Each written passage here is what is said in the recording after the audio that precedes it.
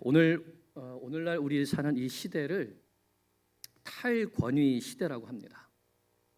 탈권위 시대. 예전에는 다 인정했었는데 그 인정했던 권위들이 인정되지 않는 시대가 바로 오늘 시대죠. 예를 들어서는 예전에는 어른을 공경한다고 했는데, 그래서 어른이 무슨 말씀을 하시면 내 마음에 좀 들지 않아도 네 하고 순종했는데, 요즘에는 나이 많은 사람이 뭐라 그러면 뭐라 그러죠? 꼰대라고 합니다. 꼰대라고. 또 나보다 직급이나 또 지위가 높은 사람이 무엇을 하라고 하면 내 생각에 좀 합리적이지 않아도 네 하고 했는데, 요즘에는 뭐라 그럽니까? 내 생각에 합리적이지 않다고 생각되면, 상식적이지 않다고 생각하면 그 말을 듣지 않지요. 오히려 뭐라고 말하냐면 갑질한다고 합니다. 이런 사회적인 분위기 속에서 우리 아이들도 점점 자라가면서 부모님 말씀을 잘 듣나요? 부모가 뭘 하라고 한다고 해서 다 듣지 않습니다. 뭐 해라 그러면 왜요? 하지요. 자기 마음에 들지 않으면 안 합니다. 공동체보다는 개인의 자유나 개인의 권리가 더 중요하다고 하고, 기존 질서에 대해서는 의문을 제기하죠. 더 이상 내가 윗사람이니까, 이게 전통이니까, 이런 말이 통하지 않는 시대. 수직적인 권위와 명령보다는 수평적인 이해와 소통이 더 중요하게 여겨지는 시대가 되었습니다. 그런데 이런 탈권위적인 시대에도 장단점이 좀 있는 것 같습니다. 탈권위를 통해서 불합리한 관습들이 없어지고, 또 개인의 창의성이 높아지고, 또 개인의 자율성이 높아지는 것은 장점이죠. 하지만 권위를 인정하지 않으니까 사회 질서가 혼란스러워집니다. 또 가정에서 질서도 혼란스러워지고, 또 세대 간의 갈등, 이념 간의 갈등, 이것이 점점 더 심화되는 또 큰 단점이 있습니다. 그런데 어떠한 사회에 또는 가정에 또는 교회에 권위가 없다면, 어떠한 나라에 권위 있는 사람이 한 사람도 없다면, 예를 들어서 국민들이 인정해 준 권위가 있거든요. 대통령이라든지 또는 법원이라든지 국회라든지, 국민들이 인정해 준 그런 권위가 있는데 그 권위에마저 인정하지 않고 또 그 권위에 순종하지 않는다면 그 사회는 어떤 사회가 되겠습니까? 그런 사회는 갈등과 혼란이 넘치는 사회가 되고 맙니다. 그리고 그런 사회 속에서 사는 사람들은 스트레스가 많아지고요, 정서적인 질병도 훨씬 더 높아진다고 합니다. 지금 우리가 그런 사회 속에 살고 있죠. 마틴 로이드 존스 목사님이 권위라고 하는 책에서 이런 말씀을 합니다. 우리 세상을 보면서 인간은 만족을 모르는 불행한 피조물이다. 사람들은 너무 광대해서 이해되지 않는 세상, 또 절망할 수밖에 없는 세상에 살고 있다. 우리는 수많은 문제들, 즉 개인적인 문제, 사회적인 문제든 너무 많은 문제들에 둘러싸여 있다. 이 세상은 혼란과 소란투성이다. 그러면 이 세상이 이렇게 혼란과 소란의 투성이고 어느 사람 하나 만족하지 못하는 그런 삶을 살아가고 있는데, 그 이유가 무엇이냐? 오늘날 교회에서 발생하는 모든 문제와 세상에서 발생하는 대부분의 문제는 성경의 권위에서 떠난 데에서 비롯되었다는 것은 추호의 의심의 여지도 없다. 이게 마틴 로이드 존스 목사님이 내린 생각이, 성경의 권위에서 떠났기 때문에 오늘날 이 세상은 혼란 속에서, 소란 속에서 살고 있다는 것이죠. 그러면서 우리가 이 세상에서 사람이 반드시 인정해야 될 세 가지 권위가 있는데, 그 세 가지 권위가 무엇이냐? 첫째는 예수 그리스도의 권위, 둘째는 성경의 권위, 셋째는 성령의 권위. 이 세 가지 권위만 인정하면 모든 사람은 행복하고 모든 사회도 질서되고 정돈되게 모두가 기쁨 가운데 살아갈 수 있다는 것입니다. 예수 그리스도께서 하나님의 아들이 되시고 구원자가 되시고 심판주가 되시며 만왕의 왕이라는 이 사실을 인정하게 되면 하나님과 우리 사이에 기본적인 질서가 생기는 것이죠. 성경이 하나님의 말씀이고 진리이고 모든 사람의 삶의 표준이라는 권위를 인정하면, 하나님의 말씀에 순종하면 행복하고 기쁜 삶을 살 수 있다는 겁니다. 복음을 깨닫게 하시고 우리를 회개하게 하시며 구원의 확신을 주시고 교회를 인도하시고 부흥을 일으키시는 성령님의 권위를 인정하면 이 세상의 모든 문제는 해결될 수 있다는 것입니다. 정말 그렇습니다. 오늘날 이 세상과 또는 교회의 모든 문제는 예수님을 정말 내 인생의 또는 교회의 왕으로 그리스도로 인정하지 않기 때문이고, 성경의 권위를 인정하지 않고 오히려 성경을 칼질하기 때문이고, 성령님의 권위에 순복하여서 내가 죄인이라는 것을 인정하지 않고 성령의 인도하심을 따라 주님을 높여드리는 삶을 살지 않기 때문인 것이죠. 이 세 가지 권위, 예수 그리스도의 권위, 성경의 권위, 성령의 권위를 인정하는 곳이 바로 하나님의 나라이고, 이 세 가지 권위를 인정하는 사람이 바로 하나님의 자녀입니다. 우리가 이 예수 그리스도의 권위, 성경의 권위, 성령의 권위를 인정하며 하나님을 높여드리는 하나님의 자녀로 살아갈 수 있기를 간절히 축원합니다. 그것이 복입니다. 그렇게 사는 것이 행복입니다. 우리는 지난 시간에 하나님의 아들의 권위를 가지시고 성전에 들어가셔서 성전을 강도의 소굴로 만들어 놓은 모든 장사꾼들을 다 내어 쫓으신 예수님을 배웠습니다. 그러면서 예수님은 성전은 무슨 집이라고 했습니까? 성전은 기도하는 집이고 치유하는 집이고 찬미하는 집이라는 거 가르쳐 주셨죠. 우리는 주의 집에서 기도하고 치유하고 찬송하는 것 기뻐하고 열심히 해야 합니다. 그리고 그 다음날 아침 일찍 다시 성전에 들어오신 예수님께서 무엇을 하고 계시는지 우리 23절 보겠습니다. 23절 시작에 예수께서 성전에 들어가 가르치실세. 무엇을 하셨습니까? 성전에서 하나님의 말씀을 가르치셨습니다. 그러니까 성전은 무슨 집입니까? 말씀의 집입니다.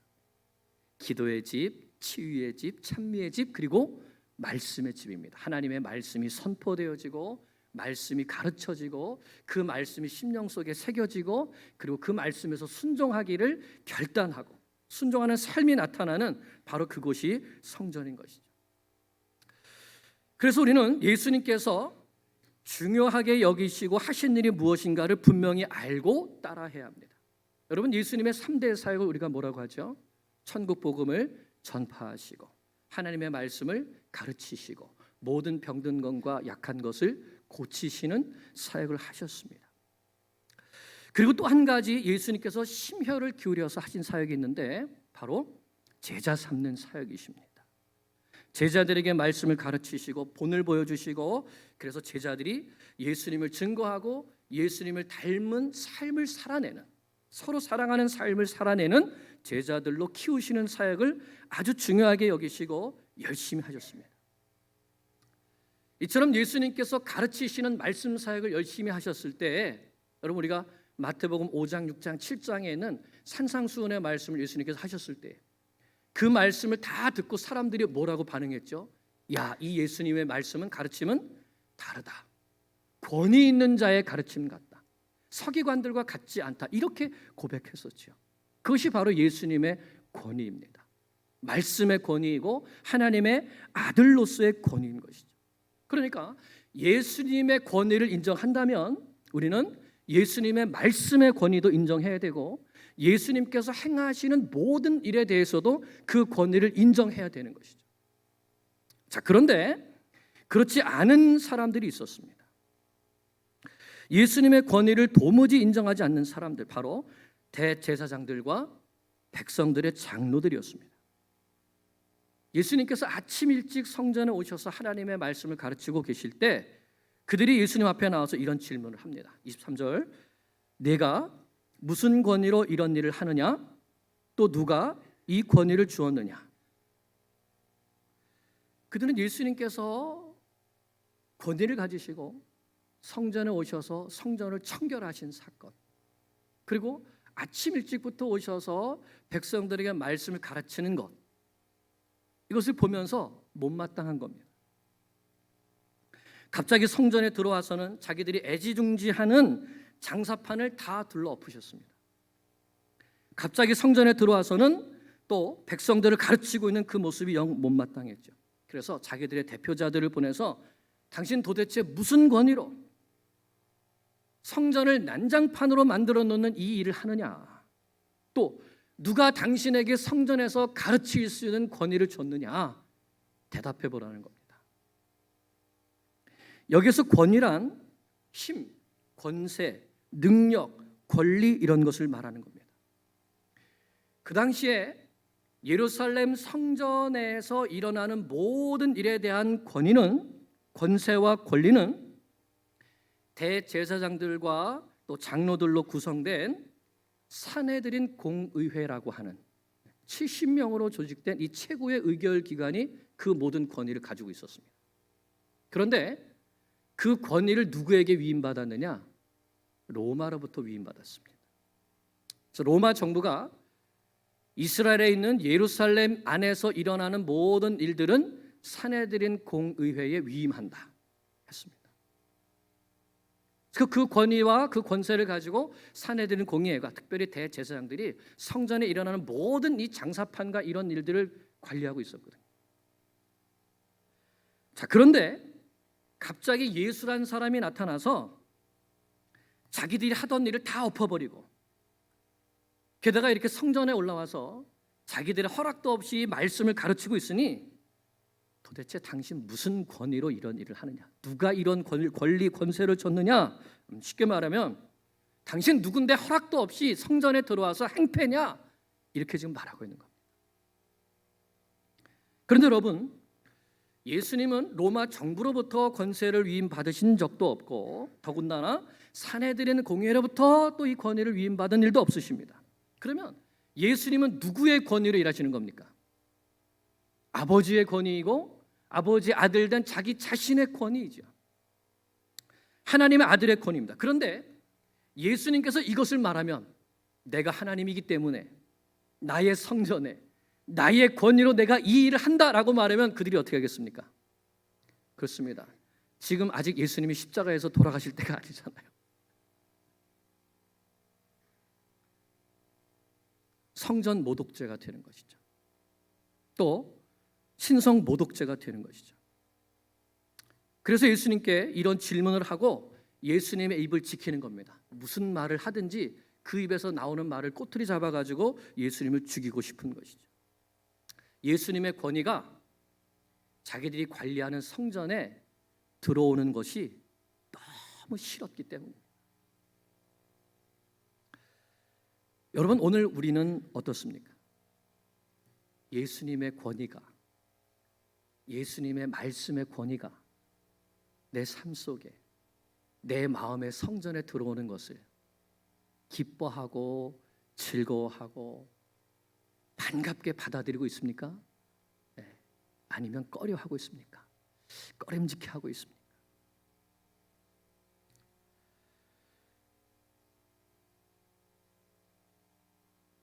우리 몸은 거룩하신 성령님께서 거하시는 성전이라고 했습니다. 예수님께서 강도의 소굴이 된 예루살렘 성전에 들어가셔서 모든 더러운 것들을 내어 쫓으신 것처럼 오늘 예수님이 우리 마음의 성전에 찾아오셔서 우리 안에 들어오셔서 내 속에 있는 거짓됨, 또 탐욕, 불의, 미움, 이런 것들을 꾸짖으시면서 너 이런 거 다 쫓아내야 된다고 하면 여러분 우리가 환영하고 기뻐하고 감사해야 되겠죠? 네. 반드시 기뻐하고 감사해야 합니다. 그런데 사실은 그렇지 않은 경우가 우리에게 종종 자주 많이 있습니다. 예수님께서 말씀으로 내 죄를 지적해 주시면 감사하고 그 권위에 순복해서 그 죄를 끊어버려야 되는데, 오히려 죄를 지적하는 설교는 부담스럽고 교회 오면 위로하고 축복해 주는 말씀만 듣고 싶고 한다면 그건 예수님의 권위를 인정하지 않는 것이죠. 여러분, 엄마가 아이에게 잘못을 책망하는데 아이가 가만히 듣고 있더니 뭔 상관 이러는 거예요. 그러면서 엄마가 하는 일에 대해서 계속 짜증을 부린다고 한번 생각해 보세요. 조금 더 컸다고 엄마 아빠 말씀은 귓등으로 흘려듣고 자기가 하고 싶은 일만 하면서 막 게임만 하고 엄마 아빠 몰래 나쁜 거 보고 게다가 나쁜 친구들과 어울려 다니면서 나쁜 짓을 하고 다닌다고 생각해 보십시오. 그런데 그 아이가 집에 들어와서는 엄마 밥 주세요. 반찬이 왜 이래요? 더 맛있는 거, 맛있는 반찬 주세요. 아빠 저 휴대폰 필요해요. 더 커서는 아버지 저 돈이 더 필요해요. 그런다면 그런 아들 그런 딸 계속 집에 두고 싶으십니까? 확 쫓아내버리고 싶죠. 그리고 그 아이에게 그렇게 사는 것이 복이 되겠습니까? 여러분, 범사에 예수님의 권위를 인정하고 그 말씀에 순종하는 것이 우리에게 복입니다. 말씀에 순종하는 것이 복이고 오히려 말씀에 순종하지 않으면 해가 되는 것이죠. 우리를 향하신 하나님의 뜻이 무엇이라고 했습니까? 항상 기뻐하고 쉬지 말고 기도하고 범사에 감사하는 것이라고 했습니다. 이렇게 말씀하실 때 네 하는 것이죠. 주님이 나와 동행하시니 항상 기뻐하면서 웃으면서 사는 것입니다. 웃으면서 사는 거예요. 아침에 눈을 뜨면 그때부터 잠들 때까지 계속 기도하면서 아버지 도와주세요. 아버지 가르쳐 주세요.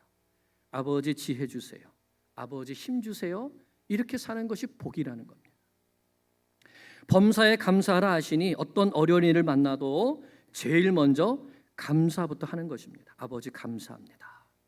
이 일도 아버지의 뜻 안에 있는 것을 믿습니다.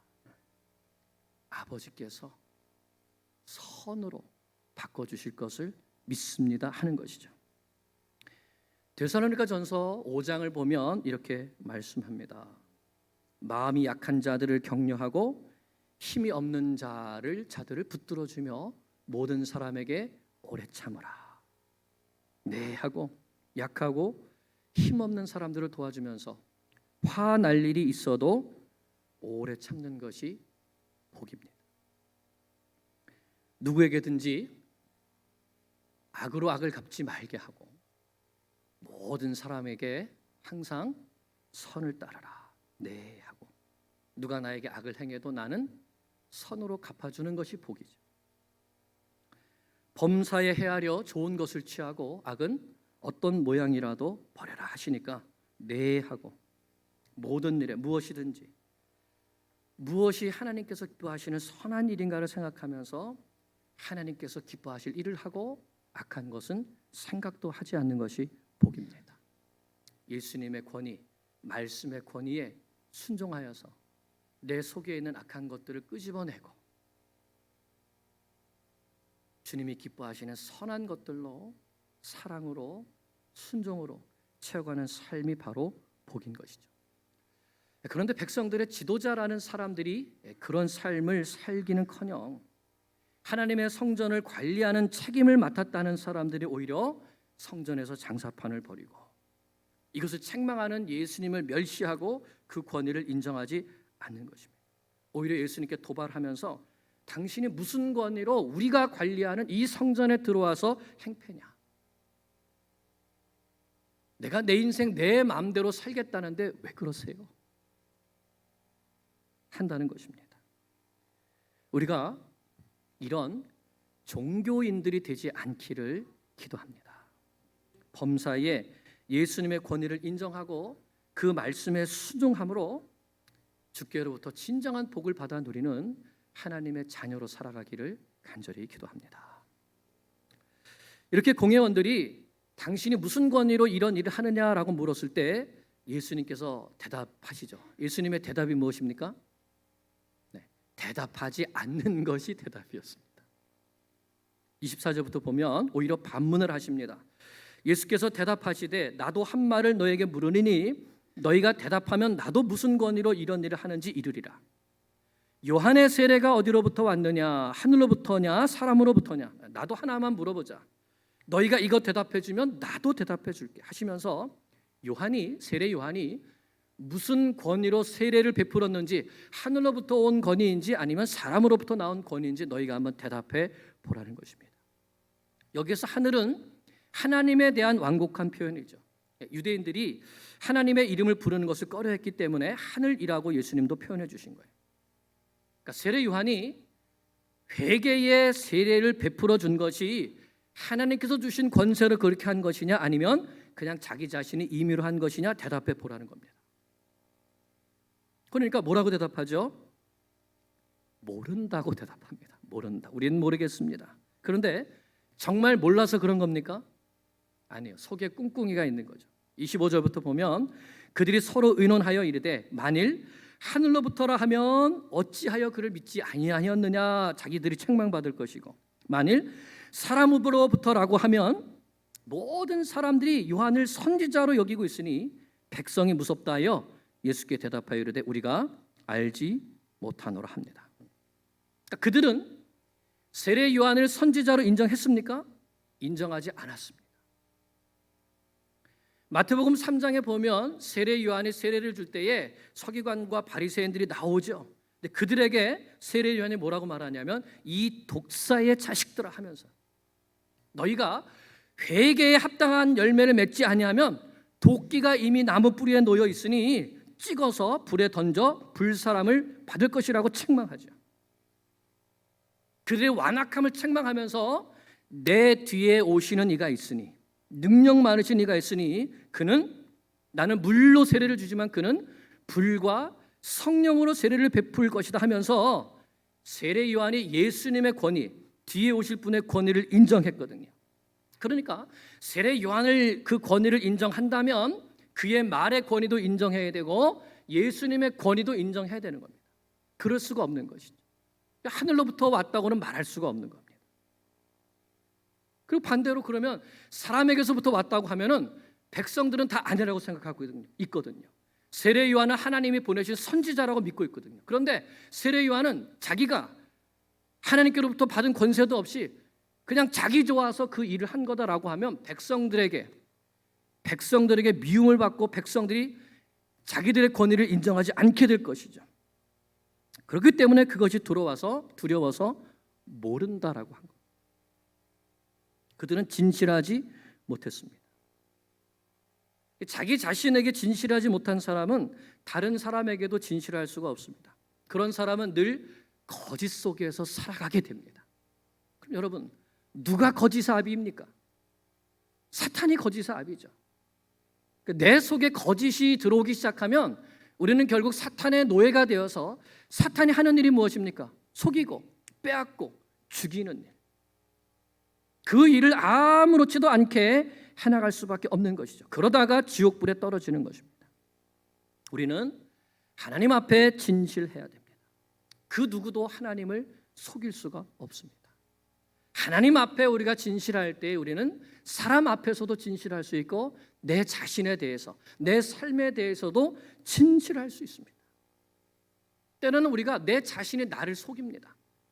하나님께서 기뻐하시는 일을 하면서도 하나님의 말씀으로 책망을 받으면서도 내 나름대로 나의 합당한 이유를 자꾸만 만듭니다. 아직은 내가 약하니까, 나는 연약하니까, 내가 나중에 조금 더 믿음이 강해지면 그때 나는 이런 죄들을 끊을 수 있을 거야. 속는 겁니다. 속이는 거죠, 스스로. 하나님께서 언제 너희들 좀 잘하면 그때 죄를 끊어라 그러셨습니까? 미워하고 시기하고 다투고 거짓말하고 속이고 빼앗고 말로 사람을 죽이고 하는 이런 일들, 그래 지금은 너희가 연약하니까 나중에 나중에 끊어라 그러셨습니까? 네. 그 스스로 속이는 거죠. 스스로 사탄에게 속는 거죠. 그 누구의 권위도 인정하지 않으면서 사는 것은 스스로 속이는 겁니다.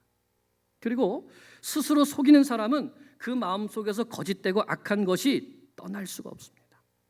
우리는 내 속에 있는 거짓되고 악한 것, 그 하나님 앞에 고백하고 성령님의 도우심을 힘입어서 그 악한 것들을 끊고 그 길에서 돌이켜야지 드디어 그 안에 성령님의 역사가 일어나고 우리 속에서 예수 그리스도의 생명의 역사가 나타나서 하나님이 원하시는 풍성한 열매들, 포도나무의 열매들 맺어갈 수 있게 되는 것이죠. 그래서 이렇게 거짓되고 부패한 마음 꿰뚫어 보신 예수님께서 나도 무슨 권위로 이런 일을 하는지 너에게 알려주지 않겠다. 내 입으로 직접 말할 필요도 없다. 이미 많은 사람들이 내가 누구이라는 것을 알고 있고 내가 무슨 권위로 이 일을 하는 것을 알고 따르고 있는데 너희는 모른다고 하니까 더 이상 너에게는 할 말이 없다 하는 겁니다. 그리고 다시 한번 기회를 주십니다. 깨달으라는 의미에서 뒤에 나오는 두 아들의 비유의 말씀을 주시는 겁니다. 너희가 어떤 사람이 되어야 되겠는지 이 비유의 말씀을 듣고 깨달으라는 말씀이에요. 어떤 사람에게 두 아들이 있었는데 아버지가 맏아들에게 말합니다. 예, 오늘 포도원에 가서 좀 일을 해라. 근데 이 첫째 아들이 네 아버지 제가 갈게요. 네 하고서는 어떻게 했습니까? 안 갔습니다. 둘째 아들이 있었는데 아버지가 똑같이 말했어요. 둘째에게 예, 너 오늘 포도원에 가서 일 좀 해라. 아 싫어요 아버지. 그럼 어떻게 했습니까? 아버지가 나에게 시켰는데 내가 이거 싫다고 한 것 이건 내가 잘못했네 하고 뉘우치고 가서 일했습니다. 그러면 이 두 아들 중에 누가 아버지의 뜻에 순종한 아들입니까? 그래서 이 대제사장들과 백성들의 장로들도 그렇게 대답하는 거예요. 둘째입니다. 둘째입니다. 이 비유의 뜻이 무엇인가? 예수님이 가르쳐 주십니다. 31절부터 보면 하반절에 예수께서 그들에게 이르시되 내가 진실로 너에게 이르노니 세리들과 창녀들이 너희보다 먼저 하나님의 나라에 들어가리라. 요한이 의의 도로 너희에게 왔거늘 너희는 그를 믿지 아니하였으되 세리와 창녀는 믿었으며 너희는 이것을 보고도 끝내 뉘우쳐 믿지 아니하였도다. 누가 둘째 아들이라는 거예요? 세리들과 창녀들이 둘째 아들이다 이놈들아 하시는 거예요. 그들은 처음에는 하나님의 말씀을 거역하고 돈을 사랑하고 자신의 육체의 정욕을 따라서 살아가는 악한 삶을 살았습니다. 그런데 세례 요한의 증거와 예수님의 말씀을 듣고 뉘우치고 회개함으로 예수님을 주로 영접하고 하나님의 나라에 들어가고 있다는 겁니다. 이미 세리들과 창녀들이 나를 믿고 나의 권위를 인정하고 하나님의 나라에 들어가고 있는 것이 보이지 않느냐? 그런데 너희는 그것을 보고서도 도무지 믿지 않는구나. 도무지 내 권위를 인정하지 않는구나 하시는 겁니다. 너희는 스스로 우리가 아브라함의 자손이라고 하고 우리는 모세의 후계자라고 하고 율법을 지킨다고 하지만 너희들 하나님 앞에서 보면 세례 요한의 의로운 증거, 너희들 책망한 것들, 하나님께서 지금 성전에서 너희들 책망한 것들, 또 예수님께서 행하신 많은 표적들 보고서도 도무지 뉘우치지 않고 예수님을 하나님의 아들로 믿지 않고 있기 때문에 천국에 들어가지 못하고 있다는 것입니다. 세리들과 창기들이 예수님을 만나고 회개하고 변화되어서 하나님의 나라에 들어가고 있다는 이 사실을 너희는 보면서 너희 자신을 좀 심각하게 돌아봐야 되지 않겠느냐 하는 겁니다. 왜 나는 하나님의 나라에 들어가지 못하고 있는가? 그게 니고데모의 고민이었죠. 어떻게 해야지 하나님의 나라에 들어가는가? 예수님은 천국은 침노하는 자의 것이라고 했습니다. 이 말은 오늘 말씀에 적용해 보면 세리들과 창녀들은 어떻게 해요? 오히려 천국을 갈망하면서 천국에 들어가기를 온 힘을 다해서 힘쓰고 있기 때문에 그들은 지금 천국에 들어가고 있는데, 그래서 하나님의 나라가 힘차게 뻗어나가고 있는데, 오늘도 하나님의 나라는 스스로 죄인임을 인정하고 예수 그리스도만이 나의 구원자 되심을 믿고 그 예수님을 통해 하나님의 나라에 들어가기를 간절히 열망하는 사람들을 통해서 힘차게 뻗어나가고 있는데, 그런데 너희는 어떠냐? 오늘 나는 어떤가? 나는 이렇게 예수님의 권위를 인정하고 그 말씀에 순종하고 회개하고 뉘우쳐서 그 나라의 백성으로, 그 나라에 들어가서 그 나라의 백성으로 살기를, 힘차게 뻗어가는 이 하나님 나라 안에 들어가기를 소망하고 있는가? 그 나라에 들어가고 있는가? 아니면 예수님 오실 날 가까이 왔는데 여기 나오는 대제사장들과 장로들처럼 예수님의 권위를 인정하지 않고, 여러분, 순종은 1% 순종, 2% 순종, 3% 순종, 99% 순종, 이게 순종입니까? 100% 순종? 이거 하나만 순종이죠. 우리의 삶 속에서 예수님의 권위를 인정하는 것이 1% 권위 인정, 10% 인정, 그래도 한 50% 인정? 이게 인정하는 걸까요? 아니죠. 100%. 내 삶의 주인은 예수 그리스도, 예수님이 나의 주인. 오직 그 말씀에 순종하면서 사는 것. 여러분, 사실 이거 하나밖에 없는 겁니다.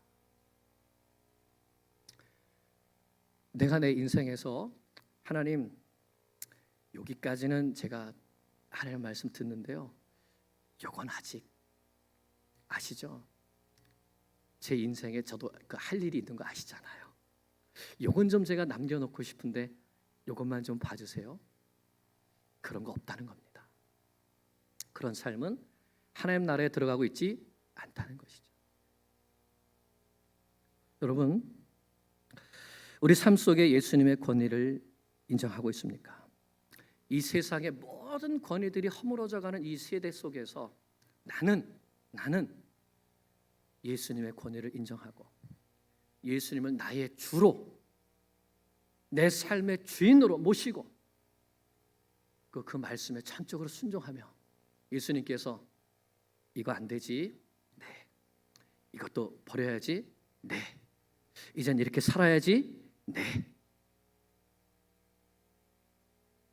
그렇게 사는 것이 복입니다. 이 세상에서도 기쁘고 행복하게 살아갈 수 있고 또 하나님 나라에서도 큰 상을 받을 수 있습니다. 그렇게 사는 예수님의 권위를 인정하고 성경의 권위를 인정하고 성령님의 권위를 인정하며 사는, 그래서 정말 행복하게 사는 우리 성도들 되시기를 간절히 축원합니다. 오늘 우리 말씀 듣고요, 하나님 앞에 기도하기 원합니다. 하나님, 나는 예수님의 권위를 인정하나요? 인정하고 있습니까? 저는 그런다고 생각했는데 오늘 말씀 듣고 보니까 저는 100% 주님의 권위를 인정하며 살고 있지 못한 것 같습니다.